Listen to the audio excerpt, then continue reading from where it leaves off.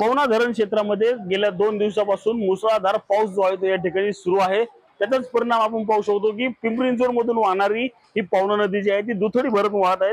त्याचप्रमाणे आता पिंपरी चिंचवड मधील जे मोरया गोसावींची समाधी मंदिर जे आहे ते देखील या ठिकाणी पाण्याखाली गेलेलं आपल्याला एकूणच पाहायला मिळत आहे। 30 ते 40 फूट उंची असलेल्या या मंदिराचा पूर्ण वेढा जो आहे तो पाण्याने घेतलेला आपल्याला एकूणच पाहायला मिळत आहे। दिवसभर अशाच पद्धतीचा जोर जो आहे तो पावसाचा या ठिकाणी सुरू आहे।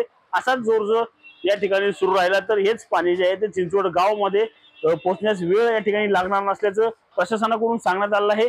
आताच मिळालेल्या माहितीनुसार काही वेळानंतर पवना धरणातून जे आहे ते आता पाण्याचा विसर्ग जो आहे तो सुरू करणार आहे। त्यामुळे नदी काठच्या गावकऱ्यांना जे आहे ते प्रशासनाकडून सतर्क राहण्याचे आव्हान जे आहे ते या ठिकाणी करण्यात आले आपल्याला कोण पाहायला मिळतं। आपण पाहू शकतो की दरवर्षी हे मोरया गोसावी यांचं समाधी मंदिर जे आहे ते या पवना नदीच्या पुरामध्ये पाण्यामध्ये जात असतं। या वर्षी देखील तशाच प्रकारची परिस्थिती जी आहे ती आता पवना नदीच्या या तीरावर असलेल्या संजीवनी या समाधी मंदिराच्या जवळ असलेल्या आपल्याला कोण पाहायला मिळत आहे। रणजित जाधव, TV9 मराठी, पिंपरी चिंचवड।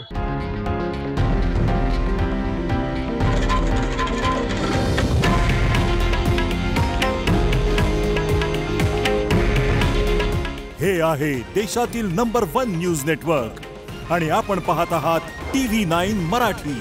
काळजी तुमची, हित महाराष्ट्राचं।